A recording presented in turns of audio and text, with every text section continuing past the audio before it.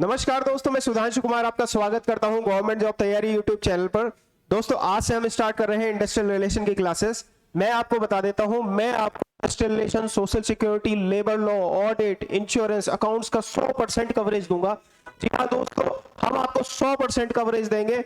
अगर कोई भी पेड कोर्स के मुकाबले 4x हम आपको कवरेज देंगे। टोटल कवरेज हम आपको 4x की कवरेज देंगे। किसी भी पेड कोर्स के मुकाबले 4 इंटू टाइम्स हम आपको कवरेज देंगे। मैं अगर आपको खुद बताऊं तो मैं आपको industrial relation, social security, labour law, audit, insurance और अकाउंट्स, इसका टोटल 100% कवरेज दूंगा। प्लस हमारे साथ जो टीम एसोसिएट हुई है वो वेदांगा आईएएस इंस्टीट्यूट की टीम एसोसिएट हुई है। जी हाँ दोस्तों, सिविल सर्विस के लेवल पढ़ाया जाएगा और में जो इंग्लिश मैथ रीजनिंग कराएगी। तो कंबाइन एफर्ट्स अगर मिल जाएंगे तो हम आपका सिलेक्शन की इंश्योर कर सकते हैं, हम आपका सिलेक्शन इंश्योर कर पाएंगे।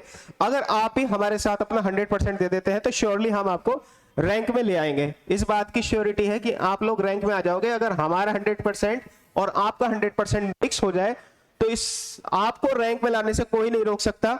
बाकी आपको कंपटीशन में आगे रखने के लिए बताऊं, आपको 4-5 लेवल आगे की तैयारी कराई जाएगी ताकि आपको रैंक में बहुत ऊपर रखा जाए।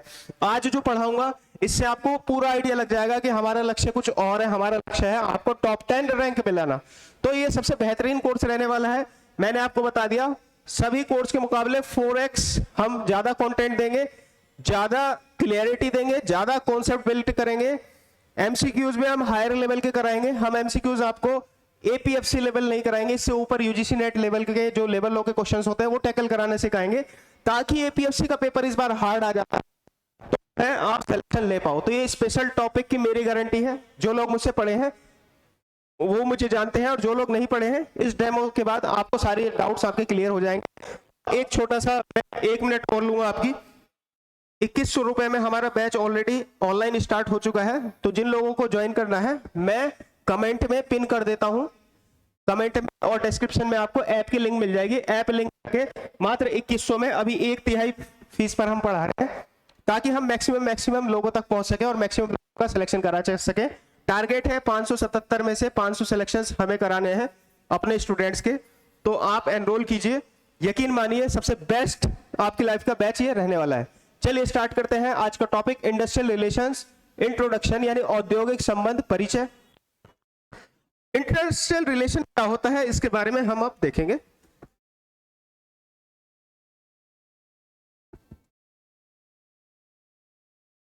देखिए इंडस्ट्रियल क्या होता है, व्हाट इज इंडस्ट्रियल रिलेशन। आपको हिंदी और इंग्लिश दोनों में पढ़ाया जाएगा और मैं कॉन्सेप्ट बिल्ड करता हूं। आपको पीडीएफ से पढ़ने की जरूरत नहीं है। कुछ लोग पीडीएफ प्रोवाइड कराते हैं 50-50 पेज की, कुछ लोग हजार एमसीक्यूज कराते हैं। नहीं, कॉन्सेप्ट बिल्ड कर दूंगा, कोई सा भी एमसीक्यू टैकल करना सीख जाओगे। कॉन्सेप्ट पर फोकस करना है, दोनों लैंग्वेज में कॉन्सेप्ट बिल्ड करे जाएंगे। व्हाट इज इंडस्ट्रियल रिलेशन, औद्योगिक संबंध क्या होता है, ये हम देखेंगे आज की क्लास में। देखिए, एक होता है इंडस्ट्री,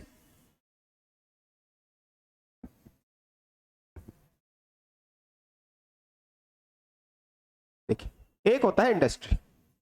इंडस्ट्री कह लो, फैक्ट्री कह लो, है ना। इंडस्ट्री होता है उद्योग।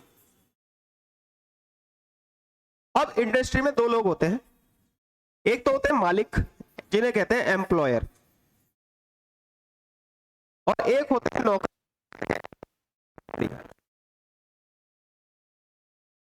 इसको हिंदी में कहते हैं नियोजक और इसको हिंदी में कहते हैं कर्मचारी।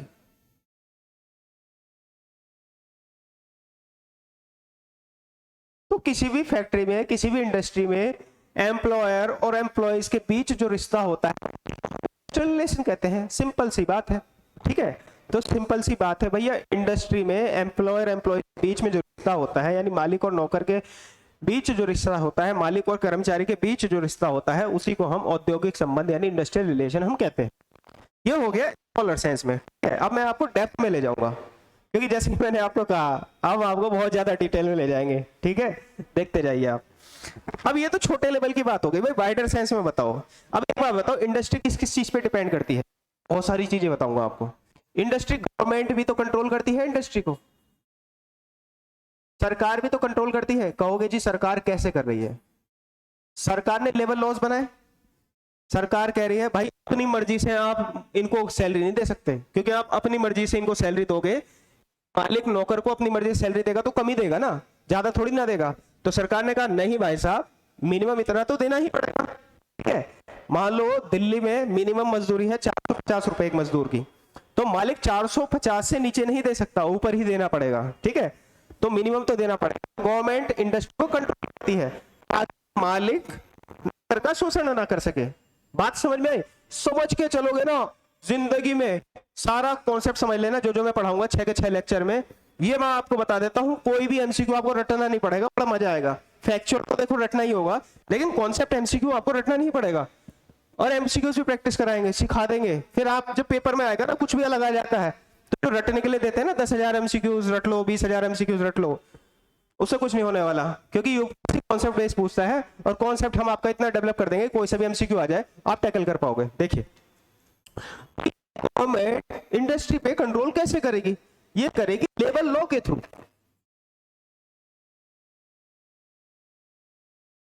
श्रम कानूनों के थ्रू। तो लेबर लॉ सारे बढ़िया से पढ़ा दूंगा मैं आपको, एक भी लेबर लॉ आपको रटने की जरूरत नहीं पड़ेगी। अभी देखते जाओ, इतना मजा आएगा इसी लेक्चर में आपको। ये बात आपको समझ में आ गई। और इंडस्ट्री को आईएलओ भी तो कंट्रोल करता है, इंटरनेशनल लेबर ऑर्गेनाइजेशन, अंतरराष्ट्रीय श्रम संगठन, वो भी तो कंट्रोल करता है। भाई आईएलओ अपनी पॉलिसी लाता है, अंतरराष्ट्रीय श्रम संगठन,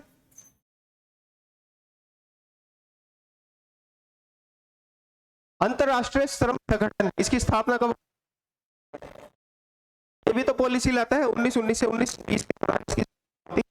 तो आईएलओ भी क्या लाता है? पॉलिसी लाता है। हर देश की फैक्ट्रियां, हर देश की इंडस्ट्री उसको फॉलो करती हैं। मैंडेटरी नहीं होता लेकिन फॉलो करती हैं। अच्छा ही बताता है आईएलओ, जो बताता है कि भाई मिनिमम वेज इतना रख दो, ये फैसिलिटी दे दो लेबर को, तो सब कंट्रीज को फॉलो करती हैं। तो इंटरनेशनल बॉडी भी फॉलो कर रही है, ठीक है। तो अब देखो इंडस्ट्रियल रिलेशन कितना वाइड हो गया। इंडस्ट्रियल रिलेशन रिश्ता हो गया सरकार, मालिक का, नौकर का, सरकार का, अंतरराष्ट्रीय श्रम संगठन का। अब एक बात बताओ मुझे, कुछ एनजीओज भी तो आ जाएगी कि भाई साहब आपकी फैक्ट्री में क्या नहीं चल रहा, बढ़िया से फैसिलिटी नहीं दी जा रही, कैंटीन अच्छी नहीं है आपके यहाँ, यूनियंस की सुविधा नहीं है, आप क्या जान लोगे लेबरों की? मालिक से कहें।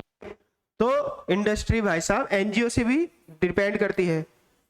नॉन गवर्नमेंट ऑर्गेनाइजेशन यानी गैर सरकारी संगठन, नॉन गवर्नमेंट ऑर्गेनाइजेशन गैर सरकारी संगठन, गैर सरकारी संगठन। कुछ एनजीओ विजिट करने आती है ना फैक्ट्री में, वो कहेंगी भाई साहब ऐसा है, आप मारोगे लेबर को, लेबर है यहाँ पे 1000 और यूरिनल्स है यहाँ पे 10, इन्हें बढ़ाओ 50 करो, इन्हें एम्बुलेंस क्यों नहीं है आपके यहाँ? तो इनकी भी सुननी पड़ेगी। तो इंडस्ट्रियल रिलेशन अब किस किस के बीच में रिश्ता हो गया, देखिए छोटा सा आपको पढ़ा दिया जाता है। अब देखो मैं कितना वाइड करा दिया आपके लिए मैंने, अभी ओवर वाइड होगा। ये देखिए कॉन्सेप्ट इतना शार्प कर देंगे आपका कि कोई भी क्वेश्चन आए आप टैकल कर पाओगे। तो अब जो है इंडस्ट्रियल रिलेशन रिश्ता हो गया एम्प्लॉयर, जो कि किताब में लिखा है एम्प्लॉयर और एम्प्लॉय का, लेकिन हमने इसको और वाइड कर दिया।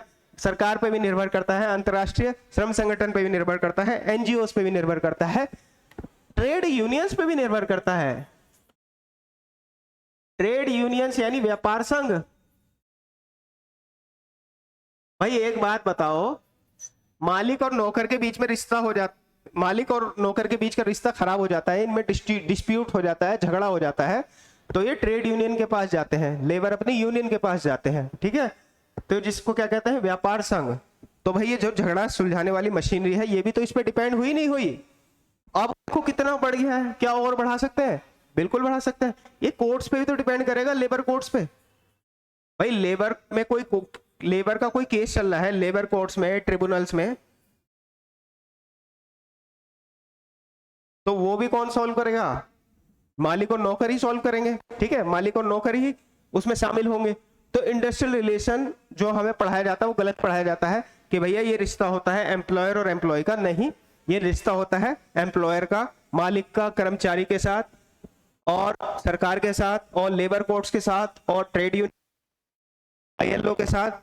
अब इतना बढ़िया से पढ़ने के बाद आप टैकल करो, कोई एमसीक्यू ना हो आपसे इस चीज से अगर कुछ आ जाता है तो सब अच्छे से पढ़ा दिया आपको। ऐसे ही सारे लेक्चर होंगे, ऐसे ही 6 के 6 टॉपिक हम आपको कराएंगे। इसलिए कह रहे हैं अब टाइम वेस्ट मत कीजिए। जो हमारा बैच है वो 15 अप्रैल से स्टार्ट हो रहा है, 15 जून को हम फिनिश कर देंगे, 100% कराएंगे। 15 दिन टाइम फिर भी बच जाएगा आपके पास। 60 डेज में नॉन स्टॉप क्लास चलेंगी, सैटरडे संडे हर दिन क्लास चलेंगी। 15 जून में खत्म करा देंगे। 15 दिन फिर भी मिलेगा आपको टेस्ट सीरीज सॉल्व करने के लिए, और टेस्ट सीरीज भी हम आपको प्रोवाइड करेंगे, 20 टेस्ट देंगे, सब कुछ यहाँ मिलेगा। ठीक है, आप चाहे तो ऑफलाइन भी एडमिशन ले सकते हैं। ऑनलाइन की फीस यहाँ पर इंस्टीट्यूट ने जो मुझे बताई है 2100 ऑनलाइन की है, ऑफलाइन की थोड़ी ज्यादा है, वो आप कांटेक्ट कर लीजिएगा, नंबर मैं डिस्क्रिप्शन में दे दूंगा जिनको ऑफलाइन पढ़ना है। और मन लगा के पढ़िए, ऑफलाइन भी हम आपको 8 से 10 घंटे पढ़ाएंगे, तो इसलिए यहाँ बिठाएंगे मतलब, और 3-4 घंटे पढ़ाएंगे, 3-4 घंटे बिठाएंगे, ताकि यही आप कवर करके घर चले जाओ। पीजी की व्यवस्था सब यहाँ पर आसपास करा देंगे आप लोगों की। तो ये बात आपको समझ में आ गई होगी, टॉपिक आपको क्लियर हो गया होगा। आगे चलते हैं।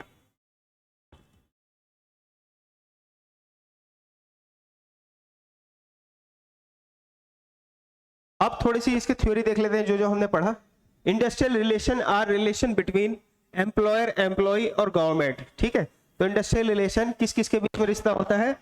एम्प्लॉयर के, एम्प्लॉय के, सरकार के।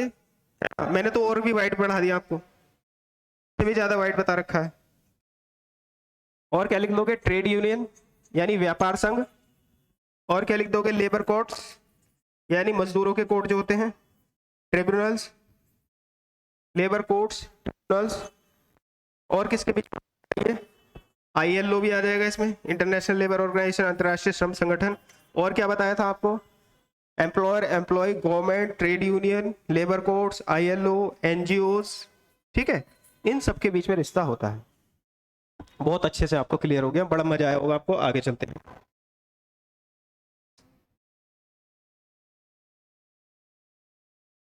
डेफिनेशंस थोड़ी सी देख लेते हैं, डेफिनेशंस थोड़ी सी देख लेते हैं। देखिए, एम्प्लॉयर यानी नियोजक, एम्प्लॉयर को हिंदी में कहते हैं नियोजक यानी मालिक, नियोजक यानी मालिक, हिंदी इंग्लिश दोनों में चलेगा भाई साहब मामला। ये किस पर ध्यान देता है? ये देगा प्रोडक्शन पर यानी उत्पादन पर, अपने प्रॉफिट पर, कि भाई मुझे लाभ जो है अत्यधिक हो, लाभ ही लाभ हो। तो ये चाहेगा कि मेरा फैक्ट्री में जितना सामान है वो ज्यादा से ज्यादा बने और मुझे ज्यादा से ज्यादा लाभ हो। ठीक है, एम्प्लॉय क्या चाहेगा? ये वेज चाहेगा, भाई मुझे सैलरी टाइम पे मिलती रहे और मुझे कुछ नहीं चाहिए और पूरी मिलती रहे। गवर्नमेंट क्या चाहेगी? गवर्नमेंट लेबर लॉज बनाएगी। गवर्नमेंट क्या बनाएगी? लेबर लॉज बनाएगी, श्रम कानून बनाएगी, जो हम पढ़ेंगे। देखिए, हर बैचेस में आपको केवल 10 लेबर लॉ पढ़ाए जाएंगे, हम 14 से 15 लेबर लॉ पढ़ेंगे, और यहां से फिर क्वेश्चन आपका नहीं बचेगा। ठीक है, आगे चलते हैं।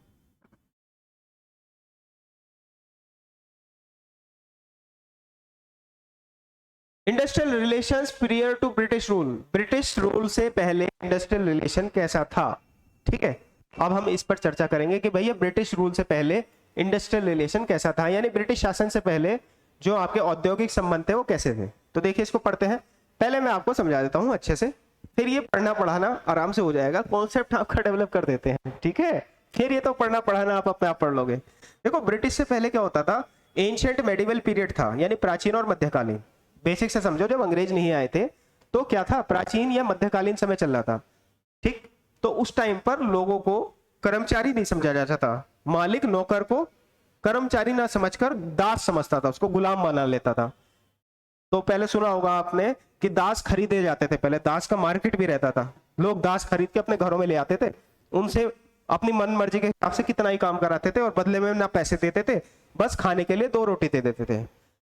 तो आपके 3 तरह से हम पढ़ेंगे। एक तो ब्रिटिश से पहले, अंग्रेज आने से पहले क्या स्थिति थी कि मालिक नौकर को दास समझता था, उसको रोटी देता था, सैलरी नहीं देता था और 24 घंटे काम कराता था। उसके बाद अंग्रेज आए, अंग्रेजों के टाइम पे क्या हुआ? मालिक और नौकर का रिश्ता हो गया। ठीक है, मालिक और नौकर का रिश्ता हो गया, यानी ओनर एंड वर्कर। अब वर्कर का मतलब, नौकर का मतलब ये है, थोड़े चीजें इंप्रूव हुई भाई। स्लेव से क्या है कि रोटी दे रहे थे, लेकिन नौकर है तो उसको सैलरी दे रहे हैं, बस इतना अंतर आया। स्थिति अभी भी खराब है, उनसे भी कितना ही काम कराया जा सकता था। बस अंतर इतना आया कि पहले वाला स्लेव था, दास था, वो आपको पैसे नहीं मिल रहे थे। अब अंग्रेजों के समय में पैसा मिल रहा था बस, ठीक है, लेकिन रेस्पेक्ट उतनी अच्छी नहीं थी, राइट्स भी उतने अच्छे नहीं थे। लेकिन अंग्रेजों के जाने के बाद अब देखो अब कितना अच्छा हो गया है, सारे राइट्स आ गए हैं एम्प्लॉयज के पास। एम्प्लॉयर अपनी मनमर्जी से ऐसे नहीं कहेगा कल से मत आ, या ऐसे ही उसका नुकसान नहीं करेगा, या ऐसे ही उसकी तनख्वाह नहीं काटेगा, क्योंकि अब लेबर के पास राइट्स आ गए हैं, विमेन सेफ्टी आ गई है, चाइल्ड 14 साल से नीचे का बच्चा काम नहीं कर सकता, किसी का आप बोनस नहीं रोक सकते, किसी की आप सैलरी नहीं रोक सकते, किसी को बिना मतलब निकाल नहीं सकते, निकालोगे तो रिट्रेंचमेंट का पैसा देना पड़ेगा। तो बहुत अच्छे राइट्स आ गए हैं। तो देखो ये सारी चीज वही तो है जो मैंने आपको समझा दिया, देखो कितना मजे से समझ में आएगा आपको। अब पढ़ने में तभी मजा आता है जब एक बार कोई कॉन्सेप्ट क्लियर कर दे।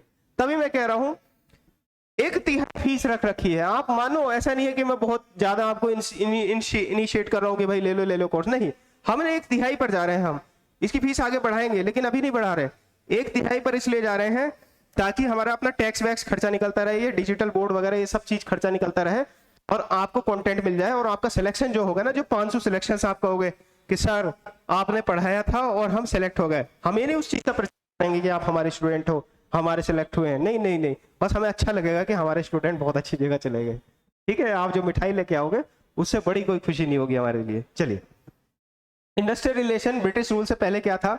India was an agrarian economy during ancient and medieval time.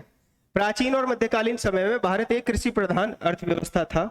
Carried out manufacturing process were in cottage industry, छोटे उद्योग में काम होता था अंग्रेजों से पहले। स्पिन, कताई और बुनाई, इस तरह के कताई और बुनाई, कताई और बुनाई,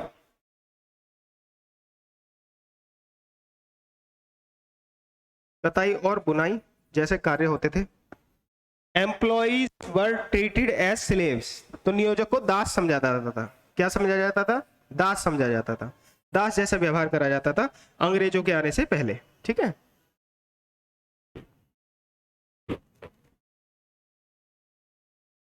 इंडस्ट्रियल रिलेशन ब्रिटिश पीरियड, ये मैंने आपको बता दिया, मालिक और नौकर का व्यवहार कराया जाता था। कैसा व्यवहार कराया जाता था? मालिक और नौकर जैसा व्यवहार कराया जाता था, मालिक और नौकर जैसा व्यवहार करा जाता था, ठीक है। फिर इसके बाद रिश्ता आता है, आज के समय की बात करें तो आज बहुत अच्छा रिलेशन हो गया है, employer and employee, sophisticated word आ गए हैं, कर्मचारी कहा जाता है आजकल, ठीक है। आजकल नौकर नहीं कह सकते भाई साहब, आपने किसी को काम पे रख लिया उसे नौकर नहीं कह सकते, कर्मचारी कहोगे, ठीक है, वरना आप सीईओ हो जाओगे कोर्ट में, है ना। तो आजकल बहुत आराम से बात करनी होती है, मालिक और नौकर के बीच में रिश्ता बहुत अच्छा हो गया है, ठीक है। ये बात आपको समझ में आ गई होगी। आज मालिक शोषण नहीं कर सकता अपने नौकर का। ऑब्जेक्टिव ऑफ इंडस्ट्रियल रिलेशन, देखो क्या उद्देश्य है, देखो ये रटना नहीं होता, ये जो लिखा है थ्योरी वरी सब बकवास चीजें होती हैं, एक बार समझ लो बस, आप कोई से भी क्वेश्चन कर लोगे। देखो इंडस्ट्री का उद्देश्य क्या होना चाहिए, जितनी बात हमें सीखी है उससे ही बता दूंगा मैं।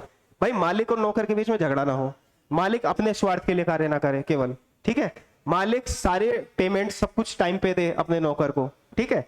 और मेन चीज तो इंडस्ट्रियल डिस्प्यूट होता है, कोई डिस्प्यूट ना हो, मालिक और नौकर शांति से रहें, उनके बीच में कोई झगड़ा ना हो, इसी को हम, यही हमारा मेन उद्देश्य है, यही हमारा मेन ऑब्जेक्टिव है इंडस्ट्रियल रिलेशन का, औद्योगिक संबंध का। इतनी बात आपको समझ में आ गई होगी। ये पॉइंट्स आप पढ़ सकते हैं, लेकिन सबका मतलब यही है कि भैया मालिक और नौकर के बीच में रिश्ता खराब ना हो। रिश्ता खराब नहीं होगा तो मालिक को फायदा क्या होगा कि मालिक को ये फायदा होगा, उसकी प्रोडक्टिविटी और बढ़ेगी, लेबर मन से काम करेंगे, प्रोडक्शन बढ़ेगा, प्रोडक्शन बढ़ेगा तो उसका प्रॉफिट भी बढ़ेगा, प्रॉफिट बढ़ेगा तो लेबर की सैलरी भी बढ़ेगी, लेबर को भी फायदा, मालिक को भी फायदा।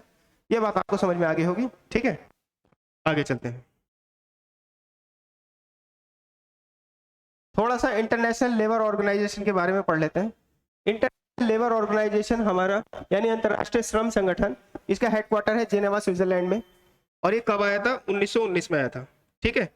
कब आया था ये? 1919 में आया था।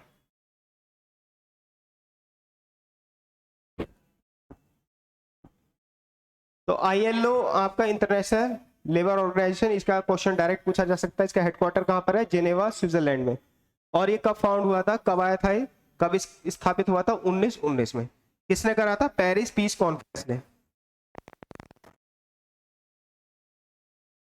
कॉन्फ्रेंस, ये पेरिस पीस कॉन्फ्रेंस, देखिए डेप्थ, छोटी मोटी चीजें नहीं, डेप्थ।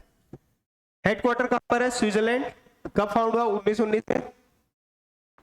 किस कॉन्फ्रेंस में बना था ये? Paris peace conference, Paris peace समझौते में, ठीक है, पेरिस पीस समझौते में,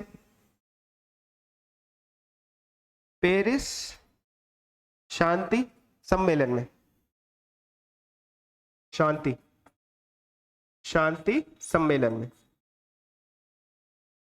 किसने बनाया है? लीग ऑफ नेशन ने, यानी राष्ट्रों के संघ ने। अब कोई क्वेश्चन से लेक्चर होता है, मैं आपको इसलिए बता रहा था, आप हमारा कोर्स ज्वाइन कीजिए, आपको कोई दिक्कत नहीं आएगी, 100% आपको कवरेज दिया जाएगा, हर प्लेटफॉर्म से 4-5 गुना हम ज्यादा आपको पढ़ाएंगे, ताकि आप हर सिलेक्शन इंश्योर कर सके और गारंटेड हम आपको आपके मुकाम यानी असिस्टेंट प्रोविडेंट फंड कमिश्नर तक पहुंचा सके। मिलते हैं अगले लेक्चर पर, अगला लेक्चर भी हम आपको यूट्यूब पर प्रोवाइड करा देंगे। Thank you very much.